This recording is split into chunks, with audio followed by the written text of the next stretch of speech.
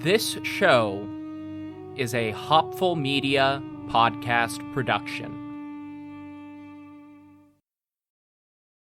If you felt stuck trying to lose weight, you're not alone. Enter Weight Loss by Hers. It's designed to support you in reaching your goals. And Hers now offers access to an affordable range of FDA-approved GLP-1 medications, including the Wegovy pill and the Wegovy pen. With Wegovy at Hers, lose up to 20% or more of your body weight when combined with diet and exercise. It helps you regulate your appetite, eat less, and keep weight off. Plus, Wegovy is the first GLP-1 available in a pill, so there are no needles needed. Everything is 100% online through Hers. You'll connect with a licensed provider who will determine if treatment is right for you. If prescribed, your medication is delivered right to your door. No insurance necessary. And it doesn't stop there. Weight Loss by Hers goes beyond medication by offering access to 24/7 messaging with your care team and tons of in-app lifestyle and nutrition tips like recipes, meal plans, fitness videos, sleep content, and more.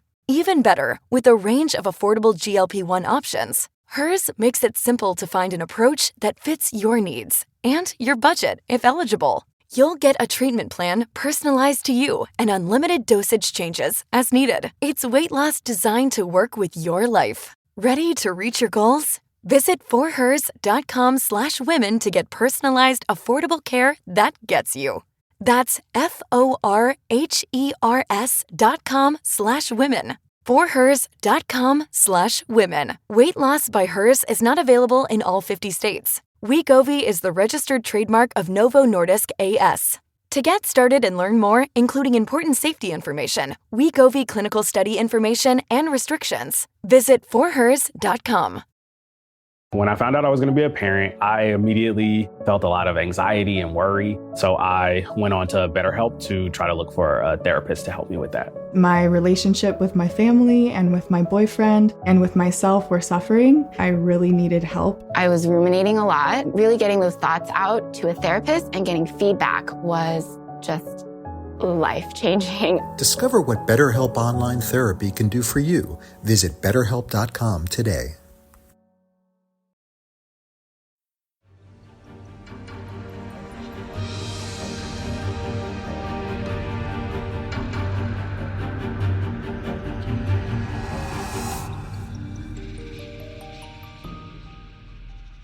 Hello, everyone. Welcome to the history of Persia.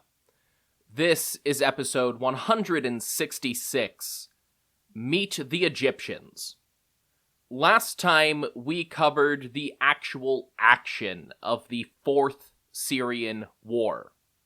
Technically, that conflict started almost as soon as Antiochus III became king.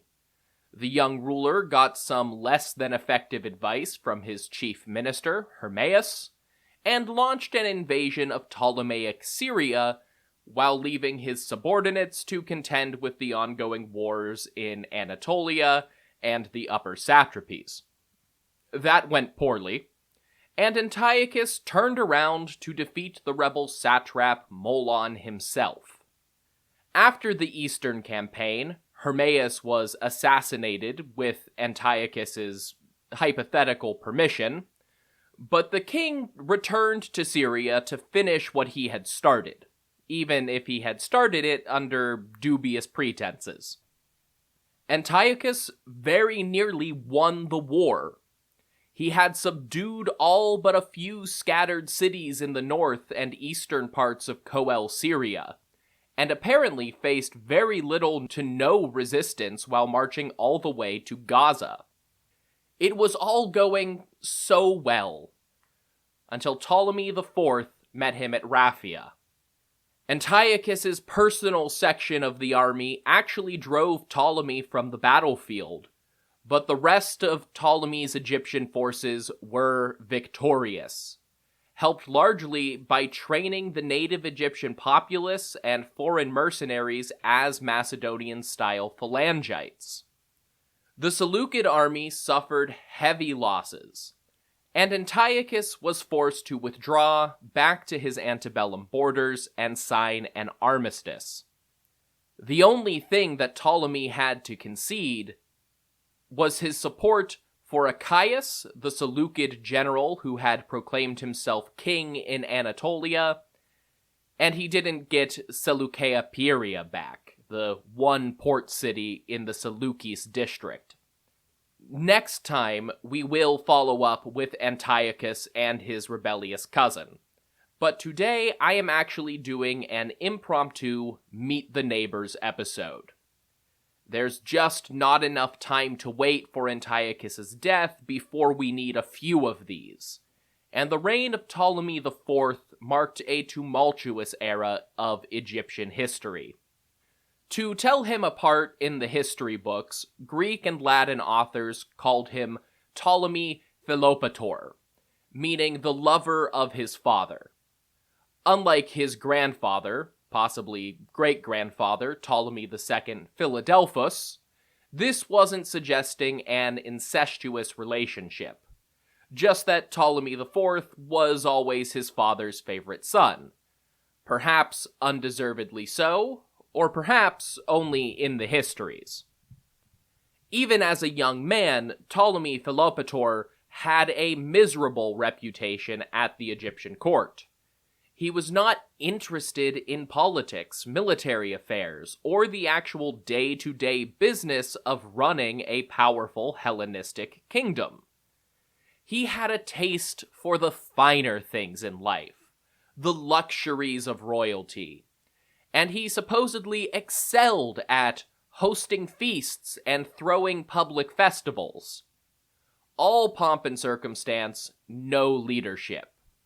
This is a known risk in hereditary autocracies, and any good kingdom will have an administrative apparatus of bureaucrats and advisors that can mitigate a wayward king.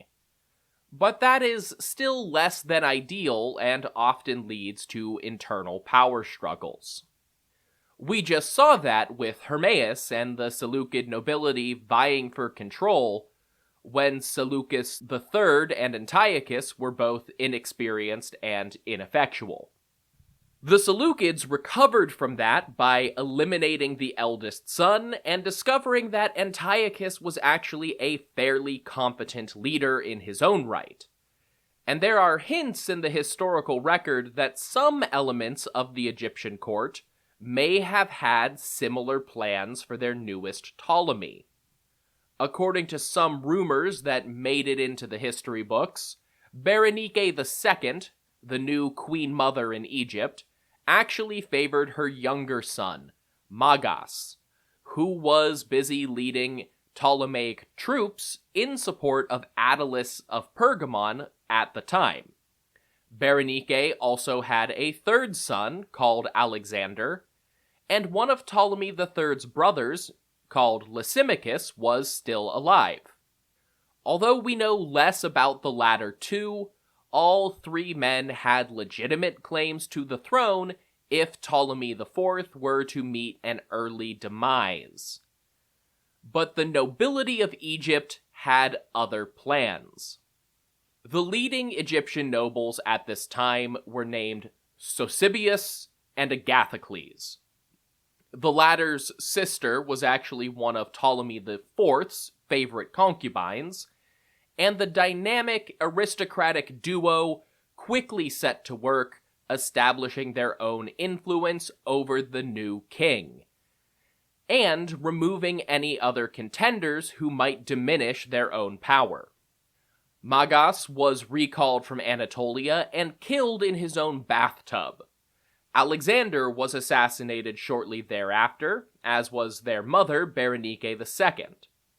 Before long, Uncle Lysimachus was also called back to court and executed on Sosibius's orders. The only member of the royal family who escaped this initial purge was the new king's sister Arsinoe. But in the long-standing Egyptian tradition adopted by the Ptolemies, and to limit the number of future rivals for power, she was quickly married off to her own brother, becoming Queen Arsinoe III. No sooner was this purge complete than the first events of the Fourth Syrian War began, with Antiochus III's initial attempt to invade.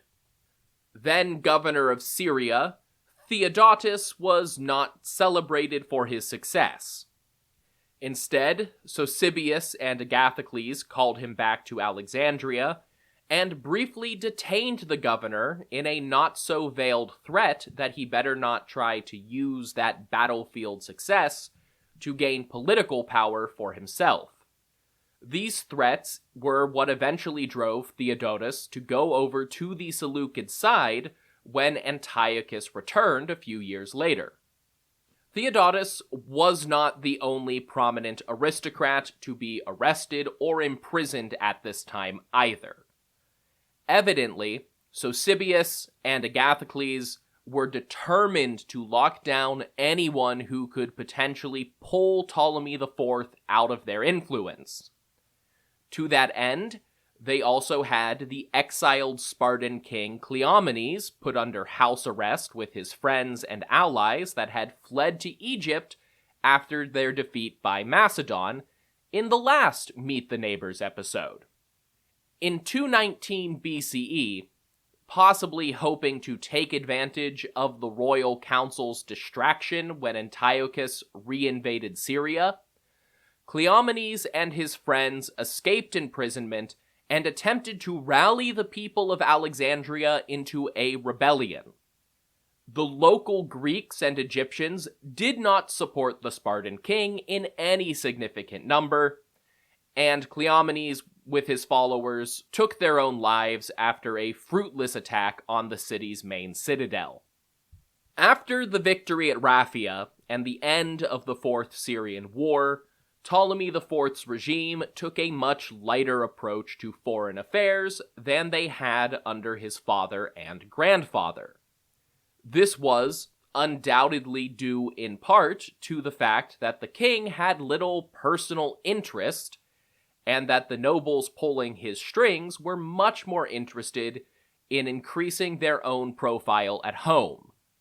It was also a decision influenced by the sheer unsuccessful nature of previous attempts to control foreign powers. For every Ptolemaic success in checking the Antigonids, the kingdom of Macedon eventually sprung back and defeated Egypt's allies. So when war broke out in Greece again, it happened without Ptolemaic military support and minimal Ptolemaic financial support, if any. This time it was a conflict variously called the Social War of 220 or the Aetolian War, neither of which are unique names, but both describe the situation. A recent war with the Illyrians had caused the Aetolian League to grow stronger as new cities joined the alliance, and they were trying to expand as the city-states of Thessaly turned against Philip V of Macedon. Coupled with Macedon's new Hellenic League after the Cleomenian War from last time, tensions were running high, and since Macedon too had a young and inexperienced king at this time, the Aetolian League thought that 220 was their time to strike.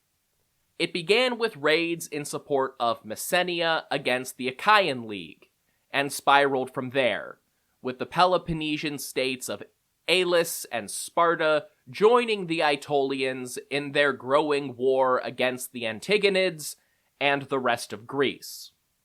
I won't cover the conflict in much detail, because this episode is about Egypt, and frankly this particular war has little direct influence on our narrative outside of its conclusion.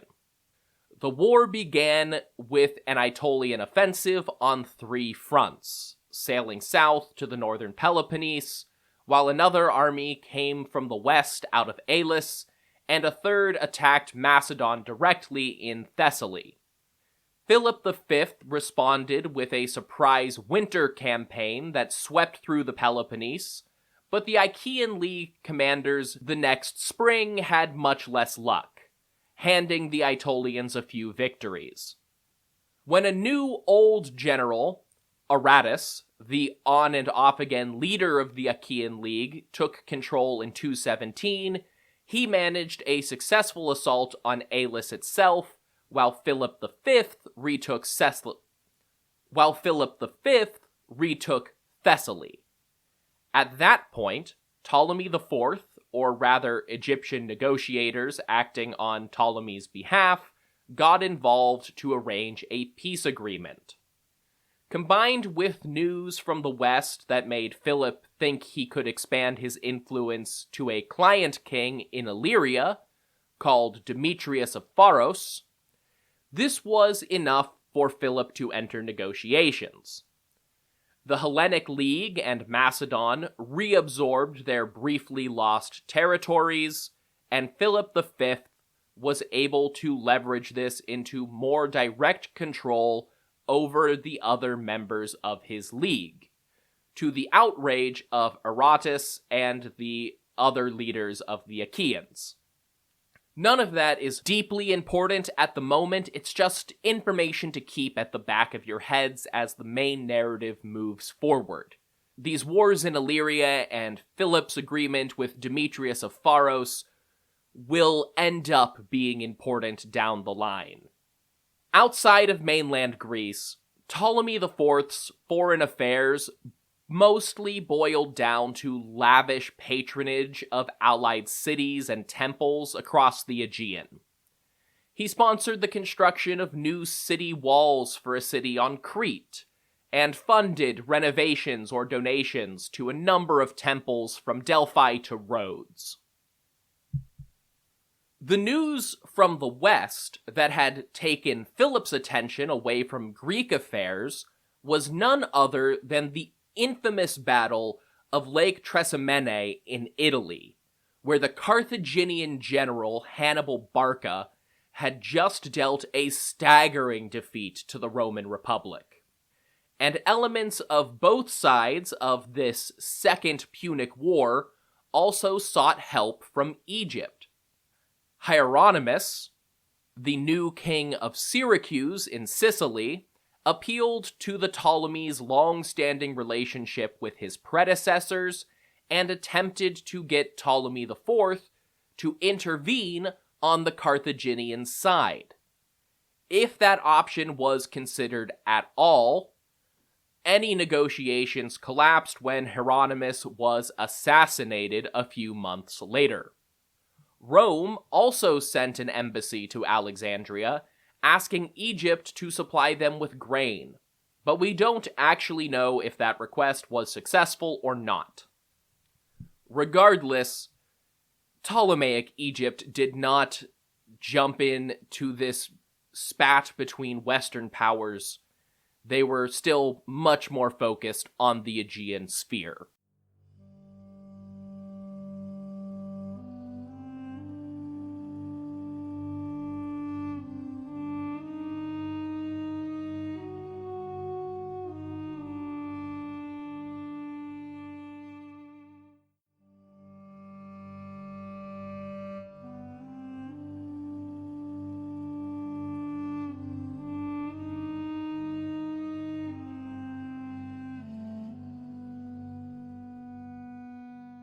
Domestically, one of the A warning from Jace Medical.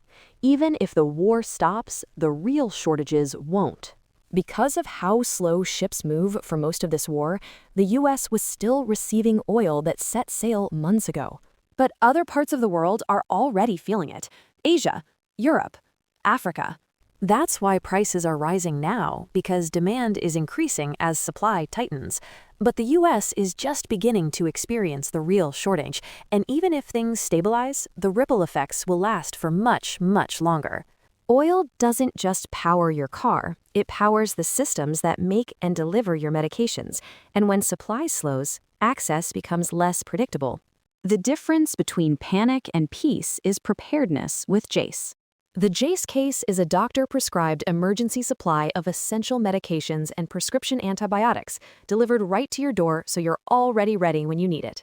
Get your Jace case today at jace.com. Great achievements of Ptolemy IV's reign was an overhaul of the dynastic cult. where the king and his ancestors were worshipped as gods in the afterlife.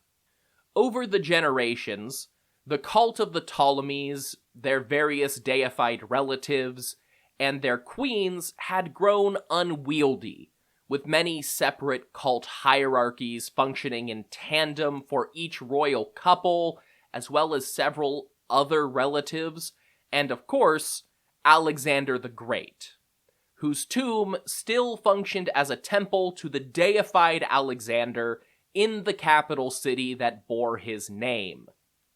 At this time, Agathocles was the high priest of Alexander the Great. So I suspect the restructuring may have been at least partially his plan. It certainly would have centralized more religious and economic influence under his personal control. The various dynastic priesthoods were merged into a single hierarchy, and the various temple tombs in Alexandria were demolished, with the royal bodies reinterred in a new pyramid-esque structure as a singular royal tomb around 215 BCE. True to his debaucherous reputation, Ptolemy IV also had a preference for the Greek cult of Dionysus, the god of wine and festivity, and the king began promoting several new festivals in that god's honor. He even declared himself Neos Dionysos, a new earthly Dionysus, or perhaps simply the god himself in human form, and had the priests of Dionysus in Egypt submit themselves and written records of their rites for a royal inspection. Of course, that leans heavily into Ptolemy IV and Dionysus's popular image as great figures of debauchery, but think back to my episodes on Orphic beliefs if you can. This would also have been a critical inflection point for the spread of Orphic and Dionysian mysteries in a new land, and a time when those cults would have absorbed many outside influences from other priesthoods in Egypt. It's not just that Ptolemy IV was a drunken, lecherous partygoer. This had very real impacts on the development of Hellenistic religion across the board. In Egyptian religion, Ptolemy IV returned to the old pharaonic standby of the god Horus, the avenging son of the god-king Osiris and protector of Egypt. Horus imagery was almost always incorporated by the ruler of Egypt in some way. It was one of that god's key characteristics. But Ptolemy IV leaned into the role of the avenging son more than many of his predecessors, emphasizing his epithet Philopator as beloved of his father. All of that said, this is still the party king of Egypt, and to that end, he ordered the construction of a truly gargantuan pleasure yacht called the Tessaraconteres, a 40-rowed ship that is speculated to be the largest human-powered vessel ever constructed. Supposedly, it was 128 meters long, with a crew of 4,000 oarsmen just to make it move. Modern scholars have speculated that it would have been built like a catamaran, with two separate hulls and a wide deck suspended between them to accommodate all 40 banks of oars. For a comparison, the standard warships, the ones you used to fight other military powers, were still triremes and quadriremes with 3 and 4 banks of oars respectively. So all told, this would have been more than 10 times the size of an ordinary ship. Again, he was the party king of Egypt. But all good things must come to an end, and Ptolemy IV's endless party came crashing down around 207 BCE when rebellions broke out across Egypt, apparently organized independently both in Upper Egypt to the south and in the Nile Delta. Several temples constructed or undergoing renovation by the Ptolemies were ransacked and looted, which indicates that it probably was not an internal coup by the aristocracy, but a true popular rebellion, likely brought on by the heavy taxes needed to recoup the loss from the Fourth Syrian War and to support the king's lifestyle. Polybius blames this all on the Ptolemies training and equipping large numbers of Egyptians to fight in the phalanx at Raphia. That was not the whole story. As I said, taxes must have risen substantially to cover the war, and Ptolemy IV's reputation as a debaucherous ruler is so universal that it is obviously grounded in reality. However, the training and equipment that the Egyptian soldiers from Raphia received almost certainly played a role because they started winning. In past Hellenistic Egyptian revolts, the populace was disorganized and quickly subdued. We saw that happen with Ptolemy III when he left Syria during the Third Syrian War. In this case, Ptolemy IV and his advisors struggled to regain control of the situation. The Ptolemaic army of Greco-Macedonian colonists was able to reassert control in the Nile Delta quickly enough. That's where they were based, that's near Alexandria, that's where most of the colonies were. But in the south, the rebel army pushed them back and captured the city of Thebes, the traditional capital of Upper Egypt since time immemorial. The leader of these rebels established Thebes as his own capital and declared himself Pharaoh Horwanefer, or Huganafor in Greek, or Herganafor in Greek. The Ptolemaic army continued its attempts to retake Upper Egypt from Horwanefer for years with no success, and Egypt was effectively split into separate northern and southern kingdoms for the first time in over 500 years. While these two rival kingdoms, the native rebels and the Ptolemies, fought for control in central Egypt, Horwanefer did not have the resources to fight on two fronts, and a Nubian invasion from the south swept north to retake Lower Nubia, all of the territory south of the first cataphract on the Nile, which had largely been out of Nubian hands since the Persian conquest under Cambyses, over 300 years before this. Then, Ptolemy Philopator died. One later source mentions a fire in the palace at Alexandria, suggesting he may have perished in the conflagration. It's just as possible that this downturn in Ptolemaic fortunes prompted an assassination by Sosibius and Agathocles, who promptly started plotting to install themselves as the new regents for the king's only son, the new child ruler Ptolemy V. According to some interpretations, Ptolemy V was actually the son of Agathocles' sister, Agathoclea.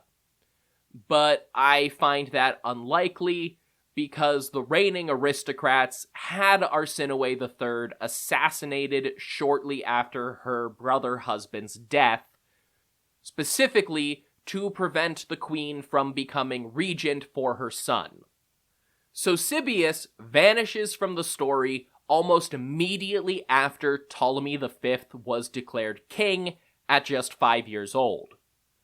And historians generally assume that Agathocles killed his co-regent to seize sole power in Egypt for himself. Agathocles moved swiftly to centralize power, starting with a bribe equivalent to 2 full months' pay for all of the soldiers stationed in Alexandria, quickly winning the support of the army. Most of Egypt's prominent aristocrats were given diplomatic assignments overseas right away, both to secure legitimacy and recognition from foreign powers, and to get those people out of the country while Agathocles settled in. Most importantly, for the history of Persia, the emissary to the court of Antiochus III went to ask Antiochus to maintain the treaty signed after Raphia while Egypt dealt with the transition of power, while ambassadors sent to Macedon and Rome were tasked with seeking foreign alliances against the Seleucids. The idea presented by Polybius is pretty clearly that Agathocles was hoping to delay any Seleucid action for long enough that he could launch his own offensive. But Agathocles overestimated his abilities. Despite the bribes when he gathered the army in Alexandria to hear a proclamation about the upcoming coronation of Ptolemy V in 203, the assembled soldiers heckled him off the stage. He also arrested and publicly humiliated the mother-in-law of a general named Tlepolemus, who controlled Egypt's main defensive garrison at Pelusium. This was clearly intended to be a warning to Tlepolemus not to get involved in the succession. But it was not a well-received threat. Instead, when Agathocles arrested one of Tlepolemus's allies in the royal guard and tortured the man, it became the straw that broke the camel's back. Agathocles' mother was attacked by a mob at the Temple of Demeter in Alexandria, and a riot broke out, which soon escalated to the populace of Alexandria besieging the city's citadel. The army mutinied, marched into that citadel, and Agathocles and Agathoclea both surrendered into their custody. They were taken to the city's stadium, where Sosibius' son called for their execution. Meanwhile, Tlepolemus raced across northern Egypt and arrived in Alexandria to seize control of the situation before being declared regent. Tlepolemus turned out to be a better soldier than a regent, though. He spent most of his time sparring and drinking with the other soldiers, and restarted the trend of sending money en masse to their allies in Greece. As public sentiment and foreign affairs turned against him, Tlepolemus was also forced to resign as regent, and was replaced by Aristomenes, an officer in the royal bodyguard who would serve for the rest of the young king's adolescence. Of course, this episode has now carried us well past where we left Antiochus III and the Seleucid narrative in the last episode, over a decade into the future, actually. But given how much of Ptolemy IV's reign was a consequence of the Fourth Syrian War, this felt like the right time to squeeze it all in. Next time, we are back to Antiochus III as he returned from his defeat at Raphia and set his sights on his cousin Achaeus. Until then, if you want more information about this podcast, you can go to hopfulmedia.com. That's where you'll find things like my bibliography, episode imagery, and additional resources. If you want to hear more of my voice, you can listen to America Secret Wars, where I tell my friends and guests the story of forgotten and overlooked conflicts in American history. And if you want to support my projects, you can go to hopefulmedia.com.co to donate, buy merch, or subscribe to get access to ad-free listening and bonus content. If you don't want to spend money on me, that's absolutely fine. The best ways to support a project like this are to share on social media or leave reviews on your podcast app of choice. So review on Apple, rate on Spotify, and you can find me on Blue Sky at History of Persia and on Instagram at History of Persia Podcast. Until next time, thank you all so much for listening to The History of Persia.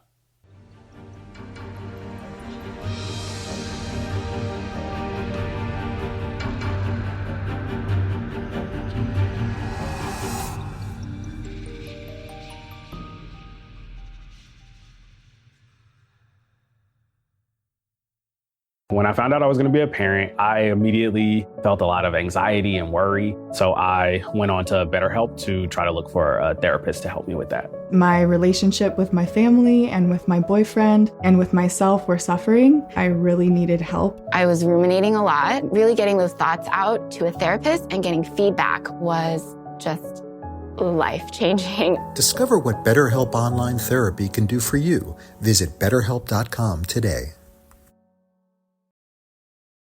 Hey, History of Persia fans. Before Persia, another civilization controlled the Middle East. The very first civilization, the inventors of writing itself. From the clay tablets of ancient Mesopotamia come the oldest stories. The history and myth of the first Mesopotamians is the subject of the Oldest Stories podcast online at oldeststories.net. If you like ancient history, come check out the oldest stories after you listen to this episode.